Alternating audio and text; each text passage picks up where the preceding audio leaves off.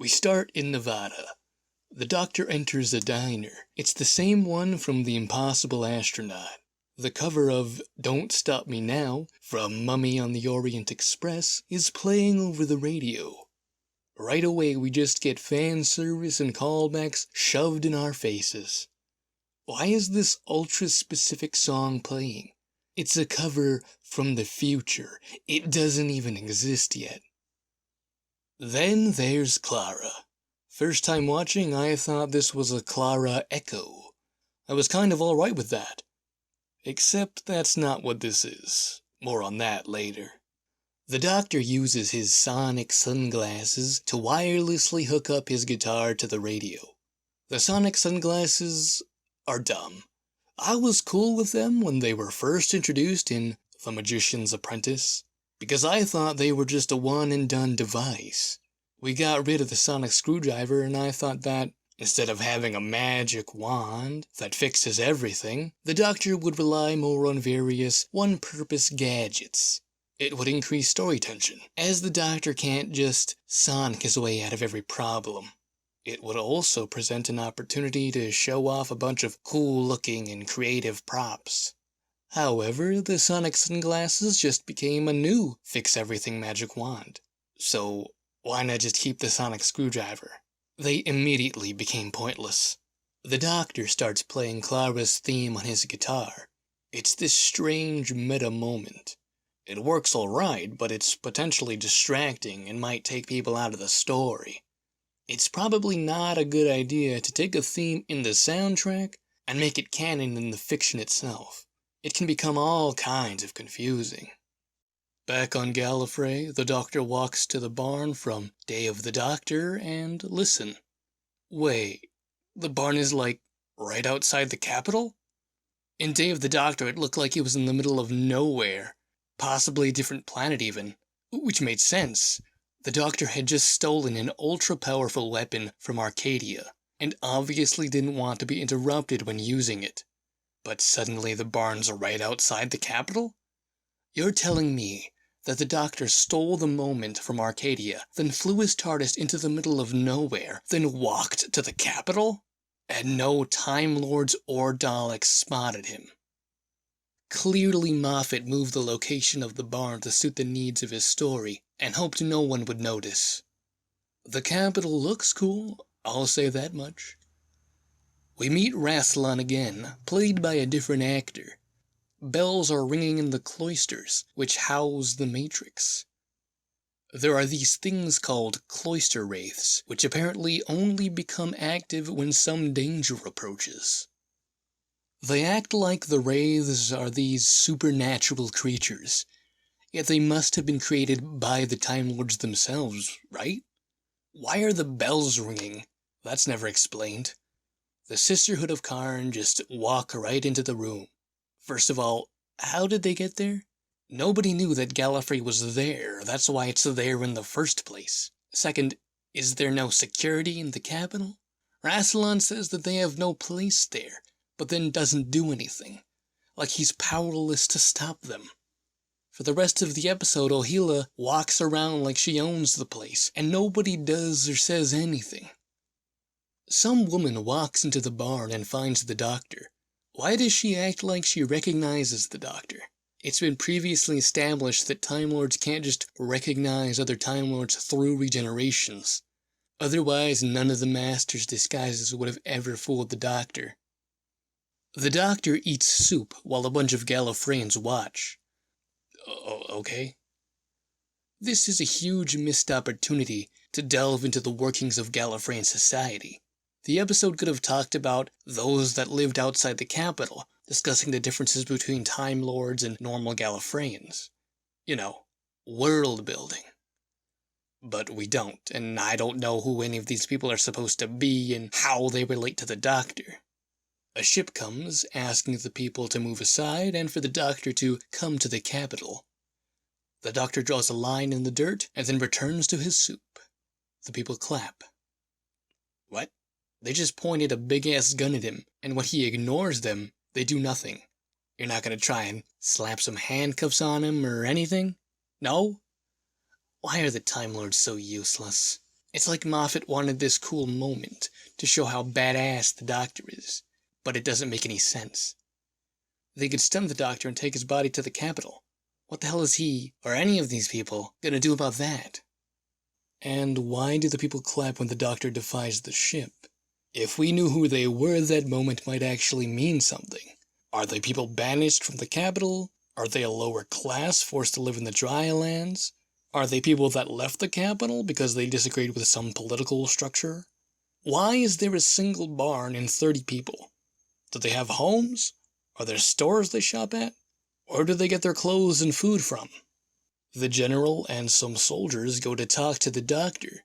With their guns drawn?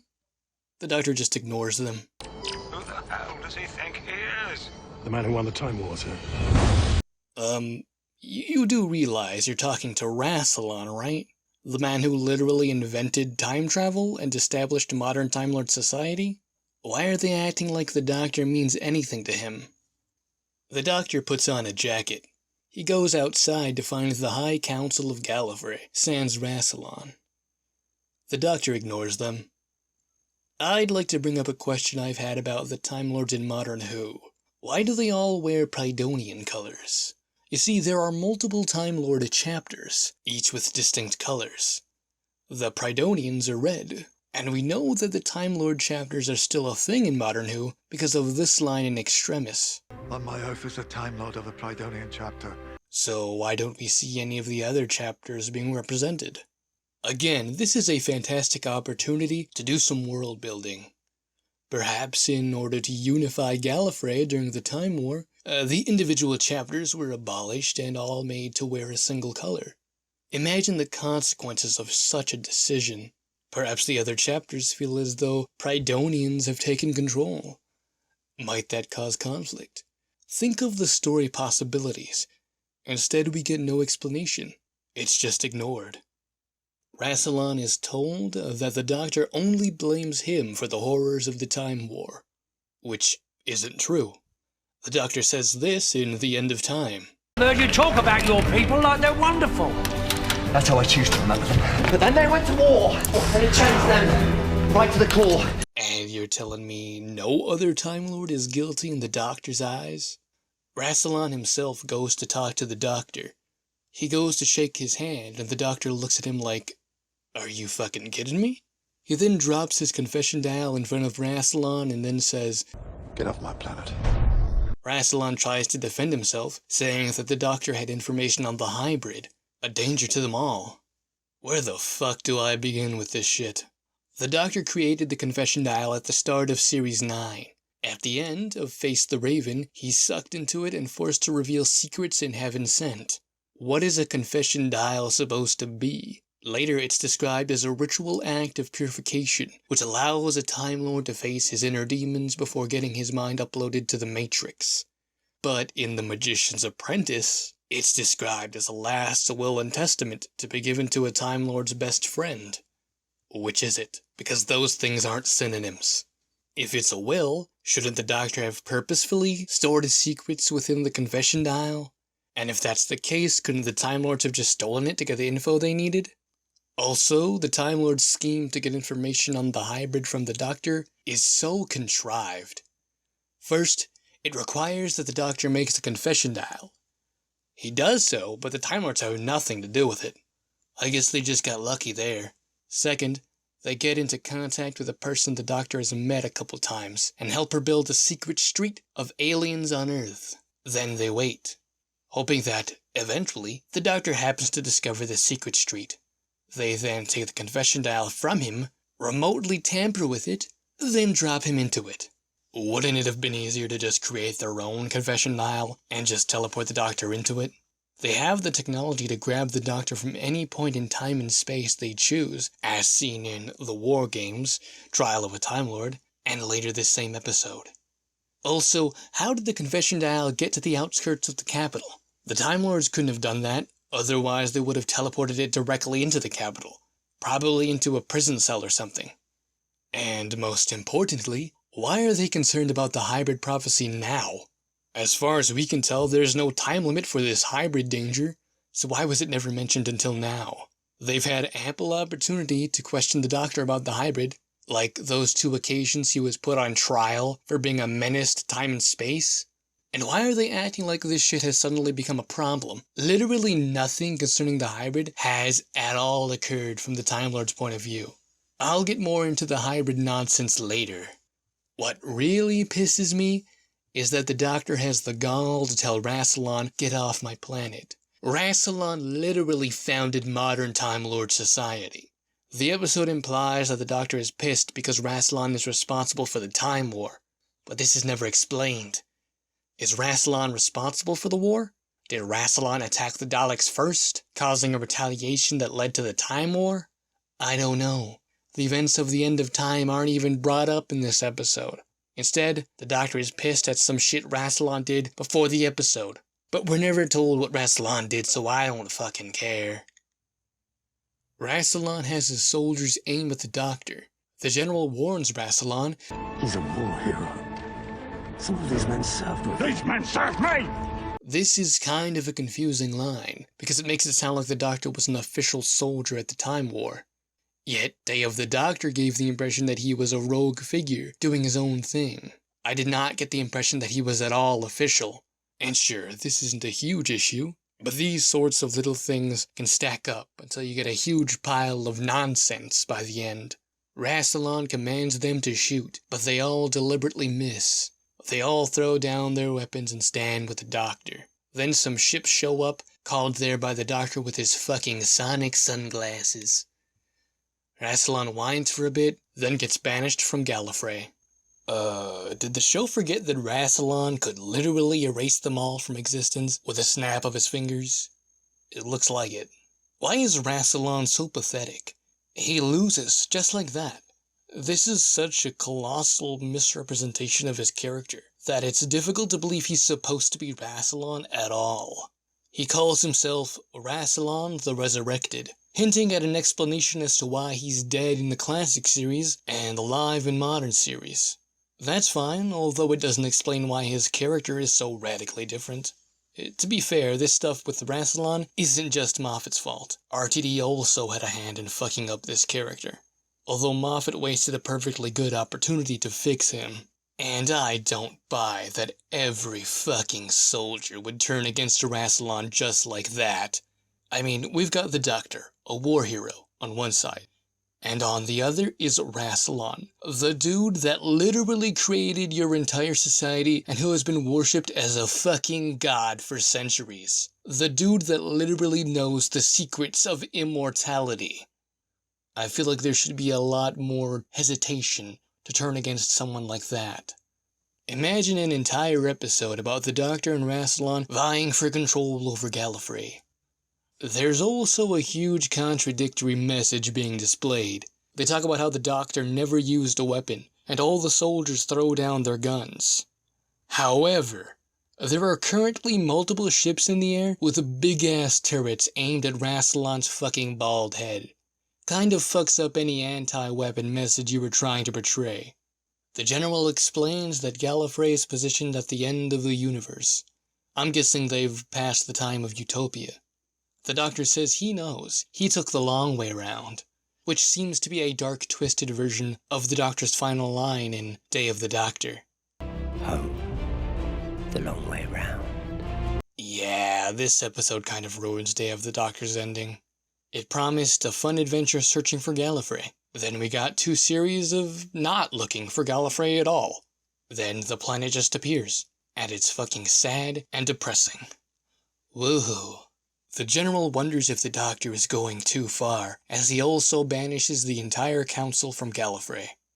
Wait, did the Doctor genuinely just seize complete and total authority over Gallifrey in the blink of an eye? I know he's a war hero, but does the episode really expect me to believe that everyone's cool with just handing over supreme power to the dude who once became president and then immediately bailed? Seriously? The Doctor asks, If you wanted to know about the hybrid, why didn't you just ask me? Instead of answering that perfectly logical question, the General says, If the hybrid is a threat to the people of this world, why don't you just tell us? The Doctor also decides not to answer this perfectly logical question, because if they answered those questions, this entire plotline would completely fall apart. After the Doctor acts like a prick for a bit, the General asks if he will protect them from the hybrid. He says he needs to use an extraction chamber in order to do so. He then uses this machine to extract Clara from the moment before her death. Her physical processes have been time-locked. She is perpetually in the moment before her death. After they talk, she must be returned to her death, as it is a fixed historical event that cannot be changed. The extraction chamber is problematic. While it is the sort of insanely overpowered tech that the Time Lords from the War Games would possess, it doesn't make sense for this version of the Time Lords. You cannot tell me they legitimately nearly lost a war against the Daleks, while also possessing tech like this. The Doctor then punches the General, steals his gun, and says, I will not let Clara die. The General explains that saving Clara would very well destroy time itself. Clara begs him to stop. The Doctor then shoots and kills the General. What the fuck? The idea is supposed to be that the Doctor is so obsessed with saving Clara that he's breaking all his own rules. He's stopped being the Doctor. The problem is, I have no idea why he's going this far to save Clara. He didn't do this shit after losing Adric, who was arguably a more likable character than Clara. People have argued that Clara getting spread over the Doctor's timeline in Name of the Doctor is responsible for his insane attachment to her. That might have worked, if it weren't for the fact that those events were never discussed or mentioned after the fact. Aside from a throwaway line in Day of the Doctor, these characters have never discussed it. I have no idea how either of them feel about Clara getting sprinkled over his timeline. They go right back to a standard Doctor-companion relationship afterwards. We're given no indication that Clara is more important to the Doctor than any other companion. Add to the fact that the previous episode was all about the Doctor moving on from his grief. In Heaven Sent, he talks about wanting to just give up, to just lose, because it's hard and painful to keep continuing after the loss of someone important to him. In the end, he accepts Clara's death and finds the strength and determination to continue, to break free from this symbol of his despair. Yet one episode later he is like, actually, I never moved on from Clara's death. I'm more broken, depressed, and desperate than ever. Oh, well that's a huge shit all over that amazing episode. How the hell is Heaven Sent and Hellbent written by the same man? Oh, and the Doctor fucking shot someone. It wasn't even in self-defense. It wasn't even necessary. The threat of the gun was clearly enough to accomplish what he wanted to do. The Doctor just killed someone for no reason. What the fuck? We're on Gallifrey. Death is Time Lord for Man-Flu.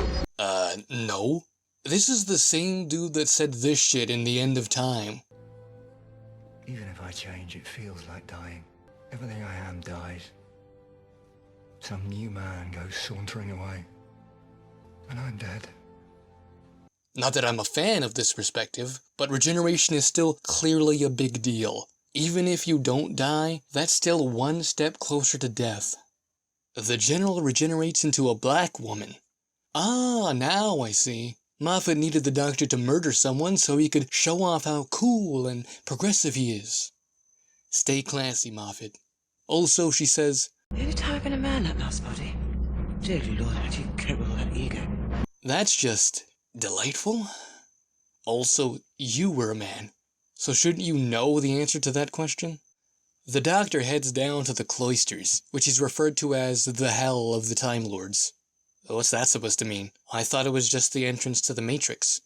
Is he saying that dead Time Lords that get uploaded to the Matrix experience an eternal hell?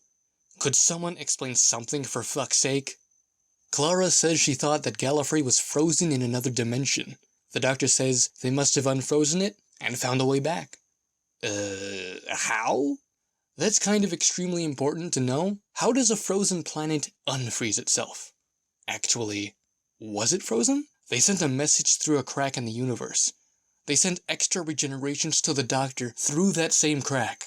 How could they have done that if they were frozen?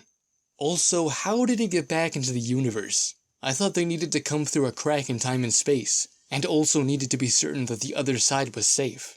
If the Time Lords could just bring back Gallifrey whenever and wherever, without the Doctor's help, then what was the point of the Doctor spending hundreds of years on Trenzalore? They could have just sealed the crack and ran off to a different time and place. The end of the universe, maybe? A soldier says that nobody has ever made it back out of the cloisters before. Wait, what? But it's the entrance to the Matrix, which is an important thing on Gallifrey that needs attending to. In fact, aren't there other non-guarded entrances to the Matrix? Why is this one so special? They spot a Dalek trapped in some cords. The Doctor says that it's been neutralized and filed into the Matrix. The Doctor offhandedly says that he's probably a leftover from the Cloister Wars. Then they move on, because constantly throwing out random references to shit and not explaining them at all is Moffat's idea of world building. I'm sorry, but it doesn't work like that. We need a little thing called context to understand what the fuck this event is supposed to mean.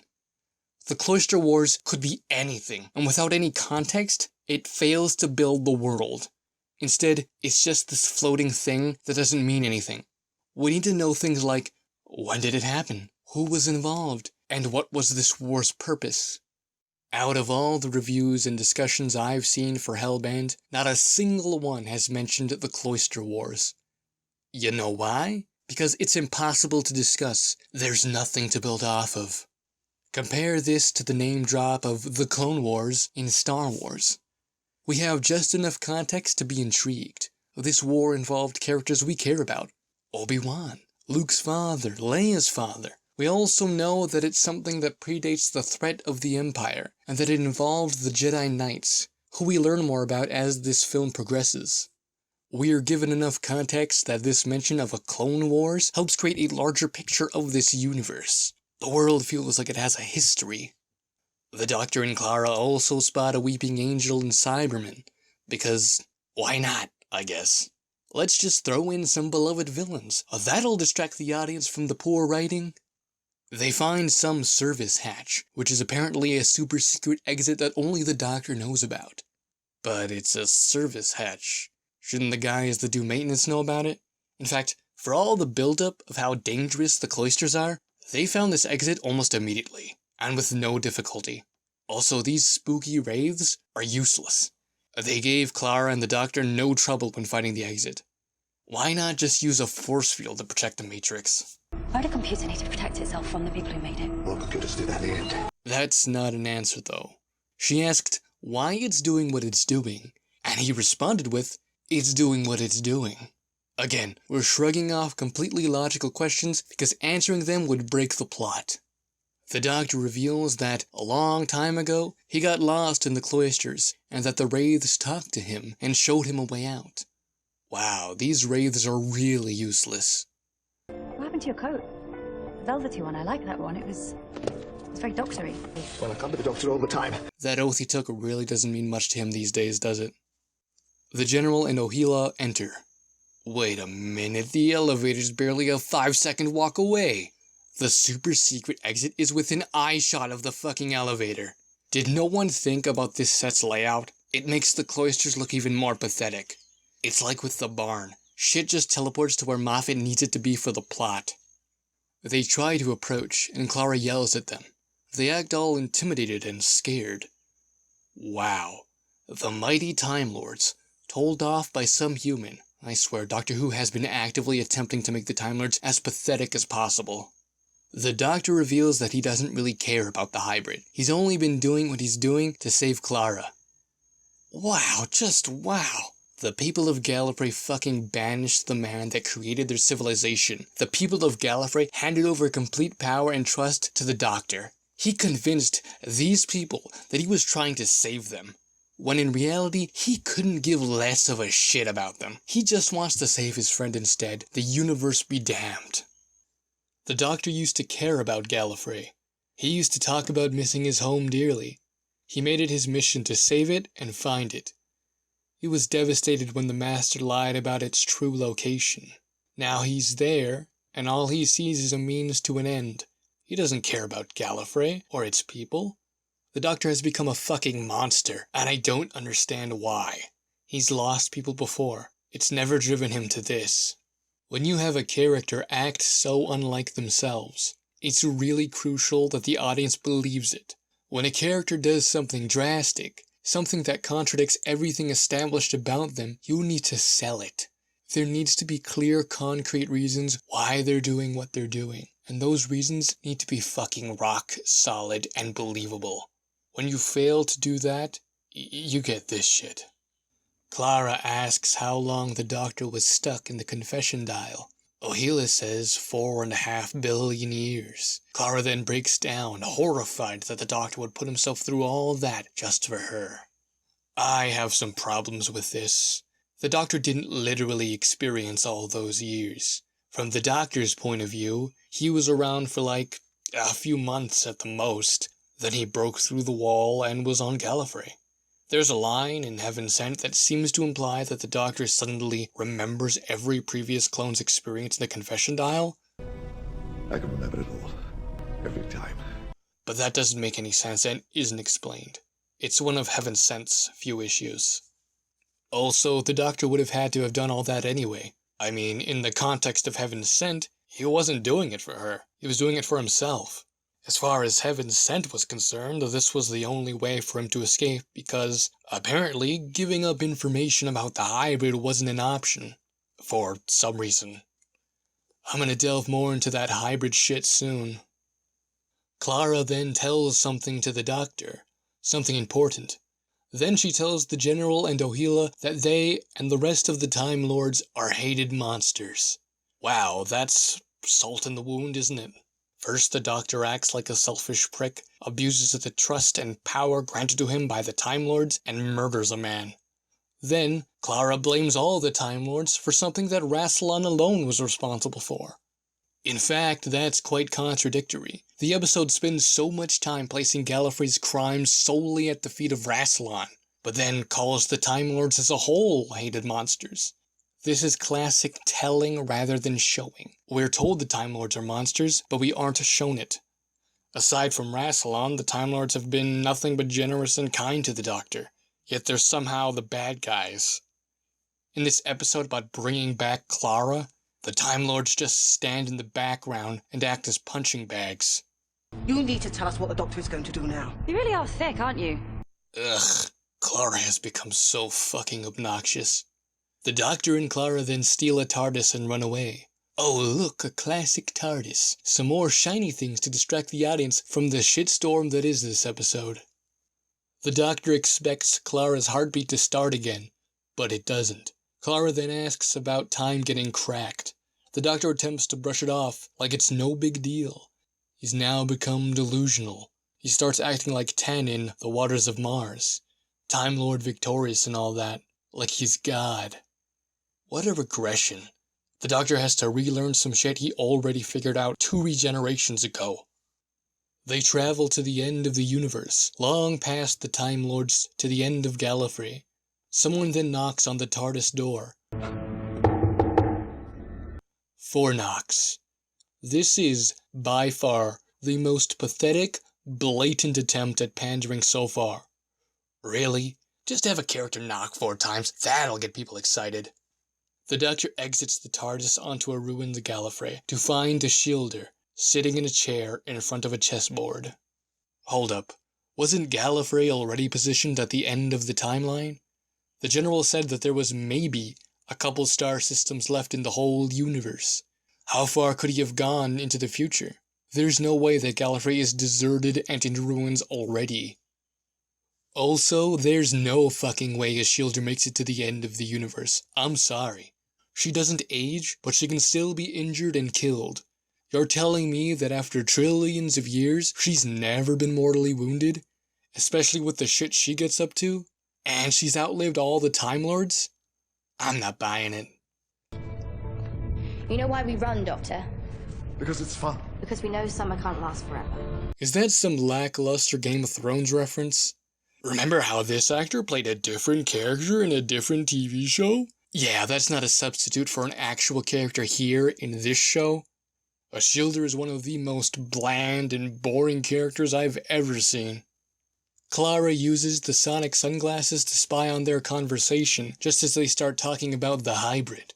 A shielder asks who the hybrid is. He says that it's her. She says that's BS. It's supposed to be half Dalek, half Time Lord. The Doctor says that that's only an assumption. The races aren't specified. That's dumb. The universe is teeming with warrior races, many more powerful and dangerous than either the Daleks or the Time Lords. Why would everyone make such an assumption based on nothing? A shielder suggests that maybe the hybrid is half human, half Time Lord. She then asks why the Doctor, a Time Lord, a high-born Gallifreyan, would spend so much time on Earth. Wait a minute, did she just incorrectly claim that Time Lord was a race, and then immediately follow that by correctly saying that Time Lord is only a class of Gallifreyan? That's such a perfect representation of modern Who's relationship with Doctor Who lore. They'll get it wrong and right in the same breath with no concern for consistency. Also, is she suggesting that the Doctor is half human? Is Moffat really bringing that back just to fuck with the fans? Or is that another lame attempt at fan service? A shielder then proposes another theory. She suggests that the Doctor and Clara together are the hybrid, pushing each other to such extremes that it threatens the very universe. My god, that is stupid. The definition of a hybrid from Merriam-Webster is an offspring of two animals or plants of different races, breeds, varieties, species, or genera. A hybrid is a single creature, so this explanation doesn't make any sense. Moffat is trying to use some metaphorical version of the word hybrid, which only applies if you squint at the situation from a super specific point of view. A shielder references how the Master brought Clara and the Doctor together, because the Master loves chaos, or something. Yeah, that didn't make sense back then either. The Doctor admits he's gone too far. He says he's going to put Clara on Earth after wiping her memories of him using a neural block. He mentions doing something similar to Donna telepathically, but using this specific device will work more effectively. For some reason he thinks this will hide Clara from the Time Lords. I don't know how. The Doctor and a shielder enter the Tardis. Clara says that she reversed the polarity on the device, so that if used, it will go off in his face. Reverse the polarity. I swear Moffat was working from a checklist. Wait, did the Doctor just leave this extremely important device just sitting on the console? Did he forget he has pockets? I know. Moffat needed Clara to have an opportunity to mess with the device, so the Doctor conveniently left it lying out in the open. Clara basically demands to fucking die rather than have her memories wiped. The Doctor finally realizes that he's turned into a maniac, and that this needs to stop. He's not sure if Clara successfully reversed the polarity of the device, so he'll use it almost like a coin flip. One will get their memories wiped, and this madness will finally end. Apparently, he's come to his senses enough to realize that he's risking the safety of the entire universe by saving Clara. Yet he isn't sensible enough to take Clara back to Gallifrey and return her to her death. Because dealing with the consequences of your actions is for nerds. They do it, and the Doctor's memories are wiped. As his memories fade, he gives Clara some advice, such as, Never be cruel, and never be cowardly, and if you ever are, always make amends. Yeah, spoiler alert, he doesn't amend any of the horrible shit he did on Gallifrey. He also says, Never be prayers. Get it? 'Cause the Doctor hates prayers, you member? The Doctor passes out and wakes up on Earth. We cut back to the diner, now with full context of this conversation. This is the real Clara, talking to a Doctor that doesn't remember her. He's telling the story as best he can, without actually knowing who Clara was, what she looked like, or even what she said to him. The Doctor then points out how he recognizes the diner from The Impossible Astronaut. He says the diner used to be on the other side of the hill. Try a different state entirely, my dude. Although Nevada and Utah are right next to each other, so as long as this takes place near the border, I guess he could be right. Clara then walks into the back, revealing that it's actually the Tardis. It then dematerializes, leaving the Doctor with his Tardis. And people trying to fit this diner Tardis into the Impossible Astronaut, it doesn't work. The location is different, what's behind this door changes, and how do you explain the employees? It just doesn't work. And on that note, why is this the same diner from The Impossible Astronaut? It makes no sense. Clara wasn't even there for that adventure. I can understand needing to reuse the same set, but they couldn't even bother to change the decorations to make it look a little different. As Clara and the shielder fly off, she comments that the chameleon circuit is broken, and that their TARDIS is stuck as a diner. Clara realizes she still must return to her death. However, since she doesn't age, there's room for some adventures and shit. After this episode aired, so many people were talking about how great a Clara and a Shielder spin-off would be. I felt a great urge to strangle those people. I mean, this is some of the cringiest shit I've ever seen. First off, of course the chameleon circuit is broken. Because fucking of course it is. And talk about zero consequences. In Face the Raven, Clara died because of her own mistakes. As a result, she becomes an immortal that gets to fly around the universe having fun adventures with her new best friend, a Shielder. Because consequences are for nerds. Also, of course, Clara can just fly the Tardis. It's not like it takes training or skill or any of that nonsense. Gallifrey. The long way around. Can we please stop murdering Day of the Doctor? It's already dead. The Doctor enters the TARDIS, puts on his velvet jacket, and then gets a new sonic screwdriver that looks like that. He takes off, basically ignoring all the problems he's caused. This episode is garbage. I don't understand why so many people were praising it upon air date, aside from those that fell for all the fan service. This was supposed to be the return of Gallifrey, something that's been building since the 50th anniversary, and we get this. The episode isn't even about Gallifrey, it's just a backdrop for nonsensical Clara drama. And for those saying that, well, that's the point. Well, if the point of something is to be shit, it's still shit. The hybrid storyline was dumb from the start. You're telling me that the Doctor ran from Gallifrey because of the hybrid prophecy? This thing that has never been mentioned before. Classic Who had episodes set on Gallifrey. The Doctor has literally entered the Matrix before, yet this hybrid shit was never mentioned. The Doctor didn't leave Gallifrey because of the hybrid. He left to hide the hand of Omega. He left because he was always an outsider amongst his own people. He left because he was bored. We had reasons. We didn't need some idiotic new reason retconned in over 50 years into the show's life. And why is this hybrid thing becoming a big deal now? The Doctor's met hybrids in the past, yet he never seemed concerned about some prophecy. Why are the Time Lords desperate for the Doctor to tell them about the hybrid now? They've known this prophecy since the Doctor was a child, yet they never questioned him about it before. Overall, this episode is garbage and deserves to be ignored and retconned immediately.